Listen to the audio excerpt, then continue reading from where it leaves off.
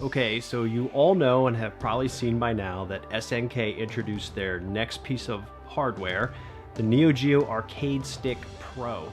I don't cover a lot of news per se, but given that 3/4 of this channel is probably Neo Geo or arcade related, and people have already started asking if I've seen this and are wondering what I think of it, here we go.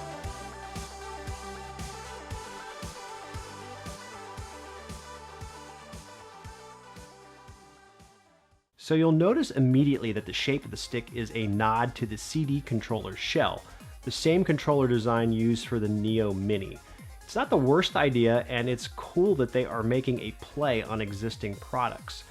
What I don't like here though is the button layout.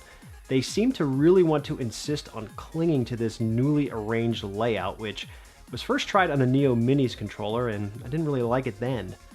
I don't really want to sit on the fence with this anymore. I don't care if it's better for fighting games. Most of us who have played Neo in the past have done just fine with the original layout. But wait a second, why do we even need to discuss this? This isn't a gamepad. You've got plenty of space to work with on this large base, and it's an arcade stick.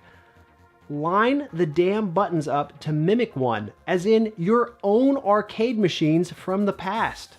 Even the Neo 19 candy cab that SNK used as a design inspiration for the Neo Mini has the buttons laid out in the traditional Neo Geo fashion. And their big reds? Same nice arced layout. So your new Arcade Stick Pro doesn't follow the same design as your actual arcades. I just don't agree with that choice. It also looks like we have additional buttons for a total of 8. I can assume that this might be able to be used with other consoles, and so they are giving you the additional buttons you'd need for some other modern games. And if true, that's great for giving you more options, but I still maintain that you could sneak those buttons in under the traditional arc pattern and still give someone a nice 6 or 8 button layout. On the far right side, we also have what looks to be more buttons, possibly for start and select, not entirely sure, and we haven't been given further details, so we just don't know. The bottom of the unit also has what looks to be controller ports and then a headphone jack in the center, and this tells me that it's likely that the Arcade Stick Pro might contain its own built-in games. And that brings about another big question.